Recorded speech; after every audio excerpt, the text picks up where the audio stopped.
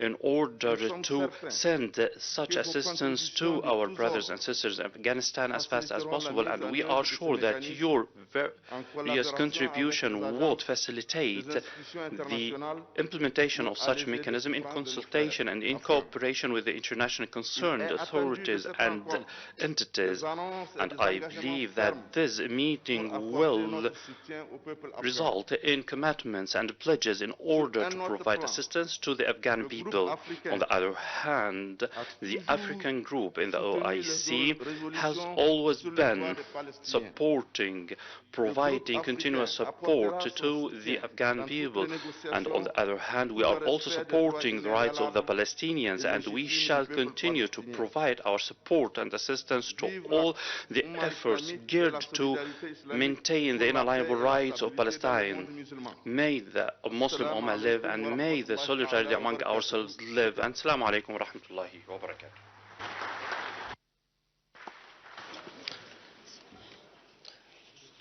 Thank you, Excellency, for your statement. I will now request Dr. Muhammad Suleiman Al-Jasir, Chairman of the Islamic Development Bank Group, to come to the rostrum and deliver his statement.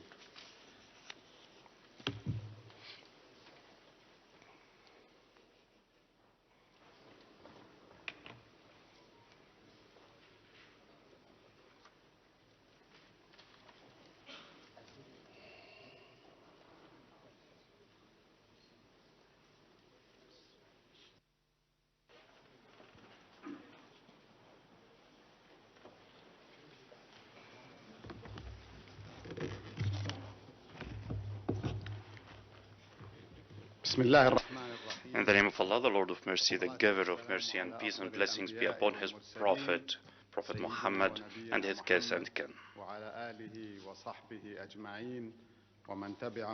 and the followers until the day of resurrection.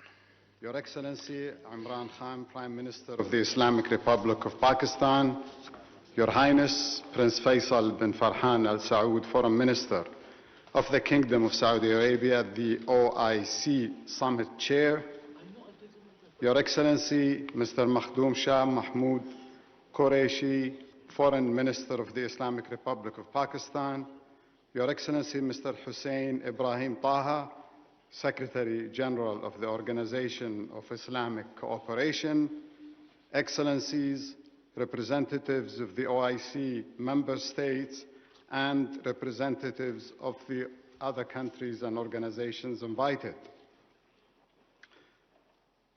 Assalamu alaikum wa rahmatullahi wa barakatuh.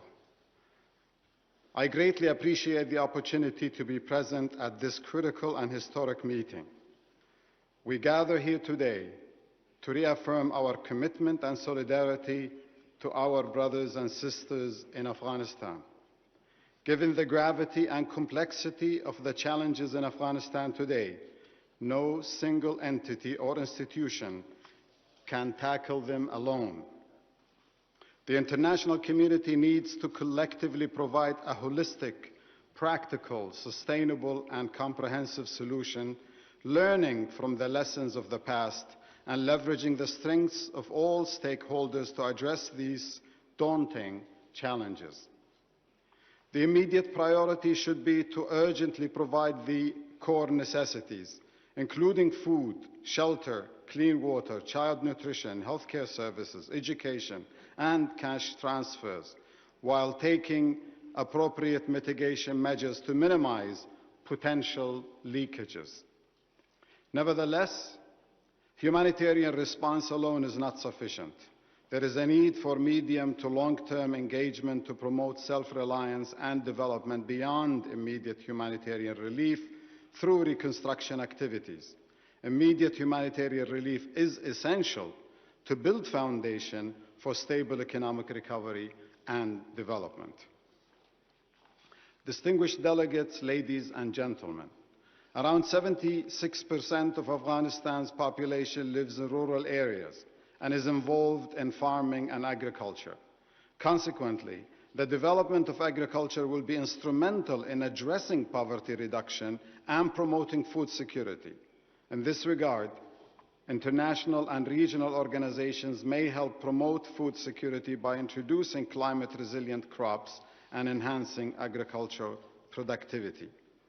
It is also significant to economically empower communities, especially youth and women, and low-income families by strengthening their resilience to shocks, improving productivity in vital economic activities, and supporting microfinance and SMEs of Afghani entrepreneurs. Ladies and gentlemen, since 1975, the Islamic Development Bank has established itself as a trustworthy AAA-rated multilateral development bank and South-South partner. For 46 years, it has built a proven track record of supporting its member countries' inclusive and sustainable socio-economic development. Acting upon the decades-long trust vested by its member countries, the Islamic Development Bank would be honored to accept proposed new mandate to manage the Afghanistan Humanitarian Trust Fund. We will rely on our solid and extensive expertise and experience in efficiently managing various trust funds, such as the Islamic Solidarity Fund for Development, Al-Aqsa Fund, Al-Quds Fund, Lives and Livelihoods Fund, and the Awqaf Properties and Investment Fund, APIF. We also had experience in managing the Aceh program in Indonesia, cyclone effect management in Bangladesh, Endowment Fund for Children Education with UNICEF and King Salman Humanitarian and Relief Center, and Smart Education Initiative with Global Partnership for Education and the Arab Coordinating Group, in addition to working in many fragile and post-conflict contexts. Our work is valued by our trusted development partners such as the World Bank, Asian Development Bank, UN aid agencies, the Melinda and Bill Gates Foundation, the Saudi Fund for Development, Qatar Foundation, Abu Dhabi Fund for Development, and the UK's Foreign and Commonwealth Development Office, to name a few. The IDB, the Islamic Development Bank, may also provide the necessary platform for neighboring and regional countries to play a positive role in capacity development and technical assistance for institutional building by leveraging our unique reverse linkage mechanism for South-South cooperation. That could include also what was suggested by Mr. Qureshi for a group of experts from OIC, United Nations, and IFIs to address the issues of financial connectivity of Afghanistan. The Islamic Development Bank may also provide the necessary, leveraging its vast experience with the fragile states and exemplary credentials to manage such funds. The Islamic Development Bank is well positioned to act as the trustee and administrator of the proposed Afghanistan Humanitarian Trust Fund. We look for generous support from all countries, international, regional and bilateral organizations, private sector, philanthropists, to announce their pledges to this fund. I hope today's forum will result in outcomes that will enable us to leverage the intrinsic Afghan entrepreneurial spirit to create local employment opportunities to ensure long-term peace, prosperity and growth in Afghanistan and beyond.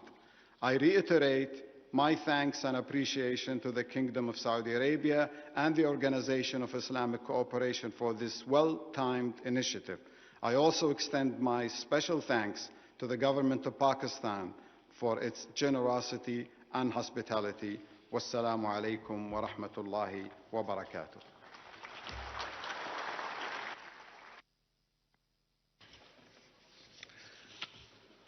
I thank Chairman Dr. Mohammed Suleiman Al-Jasir for his remarks and contributions to our discussions.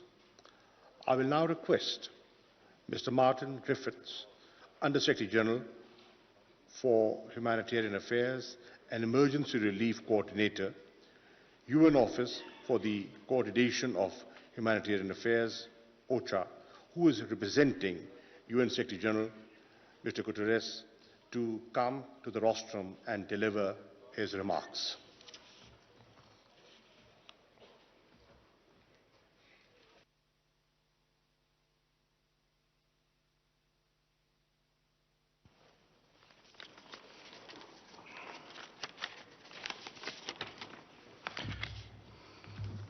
Thank you very much indeed. And Honourable Prime Minister, Excellencies, friends and colleagues, it's my privilege here to represent the Secretary General of the United Nations, who wishes he could also have been here, but the words that I will speak are his. As the Honourable Minister of Pakistan has already said, I have spoken elsewhere of the fact that Afghanistan's economy is now in free fall, and that if we don't act decisively and with compassion, I fear that this fall will pull down the entire population with it. 23 million people are already facing hunger. Health facilities are overflowing with malnourished children. Some 70% of teachers are not getting paid, and millions of children, Afghanistan's future, are out of school. The value of the Afghani currency is plummeting. Trade is damaged by the lack of confidence in the financial sector, as we have heard, and the space for borrowing and investment has constricted dramatically. So the need for liquidity and stabilization of the banking system, again, as we have heard from a number of speakers, is now urgent, not only to save the lives of the Afghan people, but also to enable humanitarian organizations to respond and operate effectively. I welcome the decision by the World Bank's Afghanistan Reconstruction Trust Fund to transfer $280 million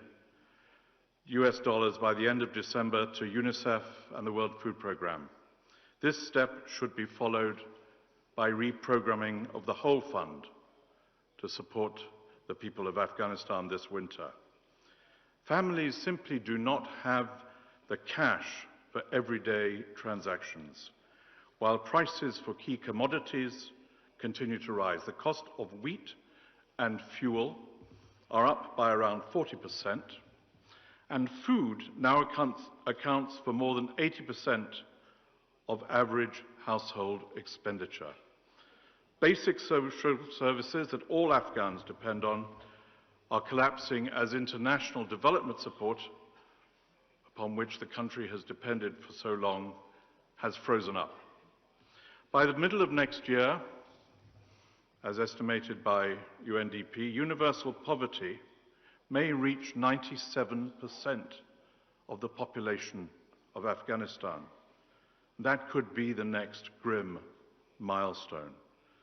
Within a year, 30% of Afghanistan's GDP could be lost altogether, could be, while male unemployment may double to 29%.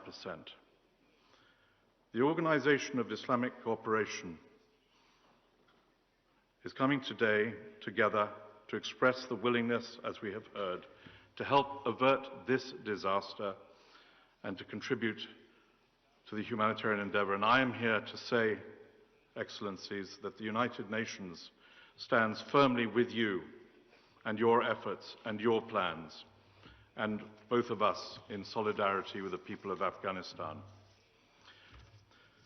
Next year, the United Nations will seek funding for the largest ever appeal for humanitarian assistance for a country, an annual appeal of about $4.5 billion to help the most vulnerable in Afghanistan with life-saving assistance. But our plan is a stopgap measure for over 21 million people who need that assistance. Of course, it must be funded as a matter of priority. But the crisis is huge. The humanitarian response is effective and it continues to scale up.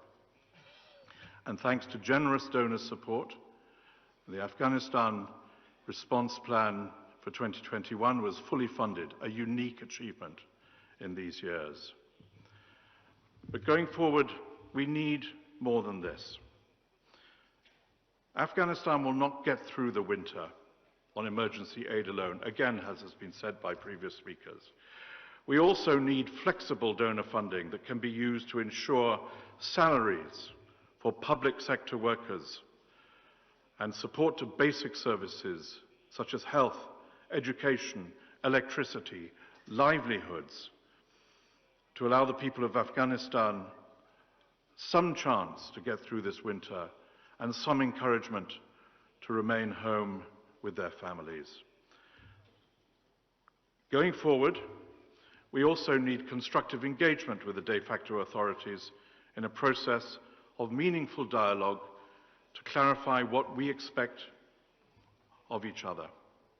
The consequences of inaction on these three fronts are clear, and the three fronts are emergency assistance, flexible funding, and an engagement to be clear about what we expect from each other. And if we do not act fast on these three fronts, we know that we risk the collapse of this great country, and people will run out of hope, and the region, and indeed the world, will see destabilization increase with all the consequences that we have seen so clearly in history. Honourable Prime Minister, we're gathered here today at a moment of exceptional gravity for the people of Afghanistan. We have the advantage of being forewarned of the fate that awaits them if we do not act. We have the responsibility, because we are forewarned, knowing that if we do not act with urgency and with a collective will, there will be a terrible reckoning.